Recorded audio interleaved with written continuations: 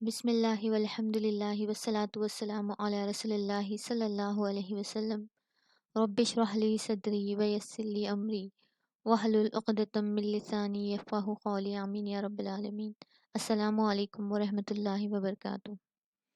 تو آج کی اس ویڈیو میں ہم نوافل کے بارے میں بات کریں گے کہ وہ کون سے اوقات ہیں جس میں ہم نفل نماز کو ادا نہیں کر سکتے۔ جیسا کہ میں نے اپنی پچھلی ویڈیو میں بتایا تھا کہ کچھ اوقات یعنی مکروہ اوقات ایسے ہوتے ہیں جن میں کسی بھی نماز کو ادا کرنے کا حکم نہیں ہے، جیسے کہ طلوع آفتاب کے وقت، غروب آفتاب کے وقت اور وقت زوال کے وقت۔ ان تینوں وقتوں میں کسی بھی نماز کو ادا کرنے کا حکم نہیں ہے، کیونکہ دور جاہلیت میں کفار ان وقتوں میں سورج کی عبادت کرتے تھے، سورج کو سجدہ کرتے تھے، تو ان سے مشابہت نہ ہو، اسی لیے رسول پاک صلی اللہ علیہ وسلم نے ان مکروہ اوقات میں نماز پڑھنے سے منع فرمایا ہے، اور اسی لیے ان وقتوں کو نماز کے لیے مکروہ قرار دیا ہے۔ تو اسی طرح نوافل ادا کرنے کے لیے کچھ وقت مخصوص ہے، یعنی کچھ ایسے ایام ہیں جہاں پر نوافل یعنی نفل نماز ادا کرنا منع ہے۔ تو چلیے دیکھتے ہیں کہ وہ کون سا وقت ہے جس میں نوافل ادا نہیں کر سکتے۔ تو پہلا وقت ہے، اگر فجر کا وقت شروع ہو جائے یعنی فجر کی نماز کا وقت شروع ہو جائے تو سنت فجر کے علاوہ اور کوئی نفل نماز نہیں پڑھ سکتے۔ اسی طرح دوران خطبہ نفل نماز پڑھنا منع ہے۔ اگر امام خطبے کے لیے کھڑا ہو جائے تو نوافل اور سنت پڑھنا جائز نہیں ہے۔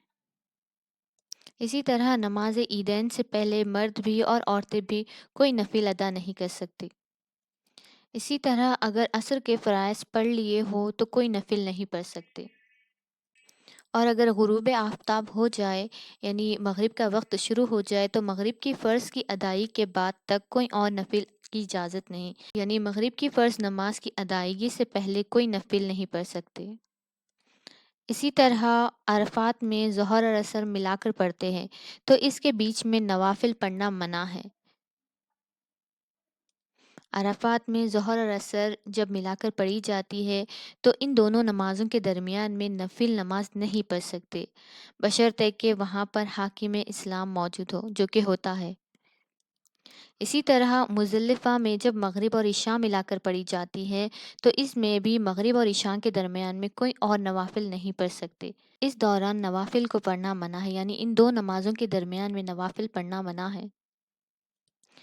اسی طرح چاہے فرض ہو یا سنت ہو یا نفل، ایسے وقت میں ہم نماز نہیں پڑھ سکتے جب قضائے حاجات کے لیے جانا ہو تو پہلے فراغت حاصل کرے پھر نیا وضو بنا کر پڑھے، کیونکہ نماز میں مکمل اور پاکیزہ توجہ کی ضرورت ہوتی ہے۔ تو یہ تھے کچھ ایسے اوقات جس میں نفل نماز کو ادا کرنا منع ہے۔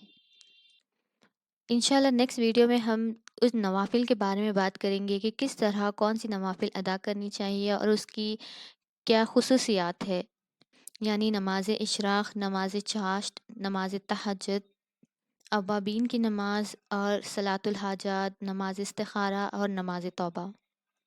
وآخر الدعوانا ان الحمد للہ رب العالمین۔